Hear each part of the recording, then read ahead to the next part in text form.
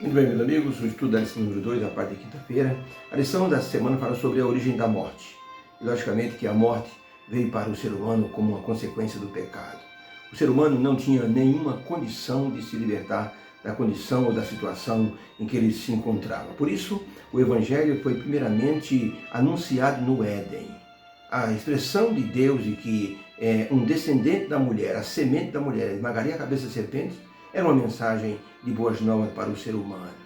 Haveria de ter alguém que, no futuro, estaria traduzindo todas as ações de Deus em uma ação de amor.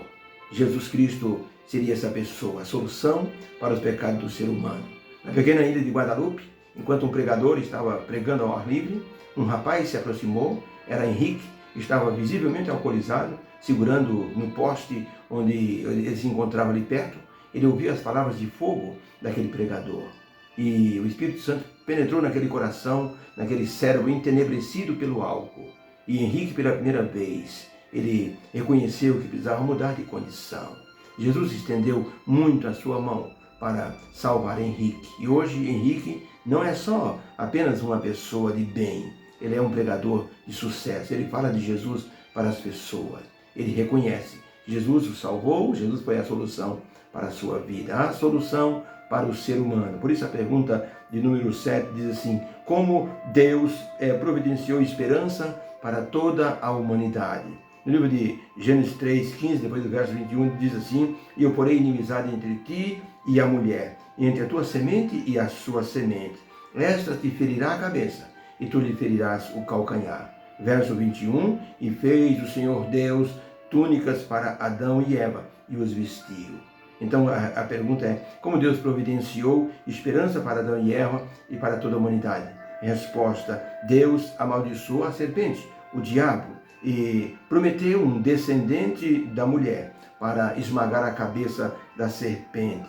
As túnicas de pele que Deus fez representavam a justiça de Cristo colocada sobre o ser humano, porque só Jesus Cristo nos justifica diante de Deus. Não havia saída para o ser humano.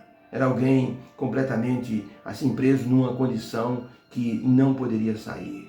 Por isso, quando se fala de uma pessoa na prisão sem nenhum recurso, sem defesa, uma pessoa se sente assim como se fosse um lixo dentro daquela situação. Mas vem alguém e paga fiança e defende a pessoa e o tira para a liberdade. Com certeza haverá gratidão neste coração. O ser humano estava na prisão do pecado. Aí Deus providenciou o plano da salvação para que, através de Jesus, o ser humano pudesse, então, ser liberto. Então, toda aquela situação de morte que o diabo trouxe para a humanidade, Jesus, na cruz, iria resgatar com sua própria vida. Ellen White, no livro Mensagem Escolhida, volume 1, na página 82, ela escreveu o seguinte: por meio do plano da redenção, Deus providenciou meios para subjugar todo traço de pecado, todo ato pecaminoso e para resistir, o ser humano resistir a toda tentação, por meio daquilo que Deus providenciou. Por mais forte que seja a tentação, o plano da salvação concede ao ser humano forças para resistir. Mensagem Escolhida, volume 1, página 82. Pergunta número 8. Que revelação o apóstolo Paulo ele fez a respeito do que Deus providenciou no Éden para o ser humano? 2 Coríntios 5, verso 21, o apóstolo Paulo escreveu: aquele que não conheceu o pecado, Deus o fez pecado por nós, para que nós, através dele, fôssemos feitos justiça de Deus. Em Hebreus 9, verso 28, assim também Cristo, oferecendo-se uma só vez pelos nossos pecados, ele aparecerá a segunda vez para resgatar aqueles que o esperam para a salvação. Então, que revelação o apóstolo Paulo fez a respeito do plano da redenção? Resposta: no Éden, Deus revelou o Evangelho. Ele colocou diante de Adão e Eva as boas novas de salvação. Jesus iria tomar o lugar do pecador e pagar a dívida que a lei exigia, que era a morte. E o Senhor Jesus Cristo, através disso, iria nos justificar diante de Deus. A vida de Cristo seria atribuída à vida do pecador que nele cresce. Por isso, Adão e Eva, ao saírem do jardim do Éden, cobertos com uma túnica feita de pele de cordeiro, Deus providenciou para eles essa pele. Representava isso a justiça de Cristo. Quando eu era menino, meu pai matava muitos animais e os animais que ele mais matava eram ovelha.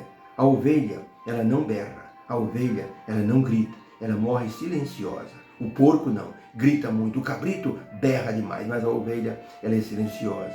E meu pai me dava aquelas peles que ele retirava, e então eu ia para o quintal, estendia aquelas peles, retirava a gordura, deixava secar no sol, amaciava a pele das ovelhas. E meu pai as vendia por um bom preço. Era como se fosse um cobertor, uma túnica. Era muito quentinha, realmente muito boa. Então Deus fez para Adão e Eva uma túnica de pele e os cobriu. Aquilo que Adão e Eva haviam feito, aventais de figueira, representava a obra humana ou as obras humanas para se apresentar diante de Deus. Quando Adão e Eva se apresentaram diante de Deus, cobertos com aqueles aventais mal feitos, de folha de figueira, Deus disse: quem mostrou para vocês que vocês estavam nus? Vocês comeram do fruto que eu disse que não deveriam comer? Aí começou uma série de acusações. Deus então retirou esses aventais de folha de figueira e fez ali túnicas de pele de cordeiro e os vestiu. Isso representava a justiça de Cristo. Vestir Adão e Eva com peles, ou seja, com uma túnica de pele, representava a vestimenta de Deus para o ser humano. Ou seja, o ser humano estaria coberto com a justiça de Cristo. É isso que Jesus Cristo fez no Calvário e faz hoje por todos nós. Quando nós aceitamos Jesus como Salvador, Ele então coloca uma vestimenta de justiça. A justiça divina sobre nossa vida, e nós somos então apresentados perante Deus como se nunca tivéssemos pecado. Isso é justificação. Por isso que Ellen White ela escreveu o seguinte: devemos desempenhar nossa parte ao aceitar Cristo como nosso Salvador pessoal. Por nós mesmos não podemos fazer nada, mas por meio da graça e do Espírito Santo, o Evangelho comunica vida e luz e também transforma a alma de maneira completa. Por isso, Deus concede a nós graça e santidade. Então, Cristo nos aceita e nos conduz assim ao trono da graça e nos cobre com sua justiça, pois o Senhor Deus nos ama, mesmo sendo pecadores. Isso está no livro História da Redenção, página 73. Numa pequena aldeia no norte do México, alguns homens se juntaram e formaram um bando e começaram a roubar prata de uma mina de prata muito grande que havia nas redondezas. Em pouco tempo, aquele bando se tornou muito forte, a ponto de controlar todas as situações naquela região. Um pregador foi para lá e ele resolveu fazer uma série de conferências. As pessoas disseram para ele: você é louco, você vai morrer. Você vem falar de moral aqui nessa vila onde tem essa quadrilha, você vai ser morto. E realmente o pessoal da quadrilha resolveram acabar com aquele missionário. Se juntaram e foram para a tenda do missionário para acabar com ele. Mas ao chegarem perto, ouviram palavras de fogo que saíam da boca daquele homem. Ele falava de Jesus, ele falava do sacrifício no Calvário. Aqueles homens ficaram escutando. Como resultado dessa experiência, o chefe deles, o principal chefe, acabou se convertendo. Ele era um homem de bom coração, embora estivesse na vida de crimes, mas ele aceitou Jesus e depois todo o bando aceitou Jesus e se tornaram membros de uma igreja. Eles fundaram a primeira igreja naquela região. Por isso podemos dizer que o Evangelho transforma. A morte espiritual que estava destinada ao ser humano, ela é retirada e é colocada no lugar a promessa, a esperança da vida eterna. A morte que apareceu lá no Éden não foi só a morte física, era a morte espiritual que mais preocupava o Senhor nosso Deus. E era por isso que Satanás tanto exultava. Os seres humanos estavam condenados à morte espiritual. Mas Jesus veio e Ele pagou o preço, nos resgatou e pela graça Ele nos dá a vida eterna. Que Deus te abençoe. Que o Senhor nos abençoe e que esse estudo possa engrandecer a nossa fé diante de Deus, para que nós possamos amá-lo mais, porque Ele fez tudo por nós, como diz Ellen White. Não havia nada que nós pudéssemos fazer, porque Deus fez tudo.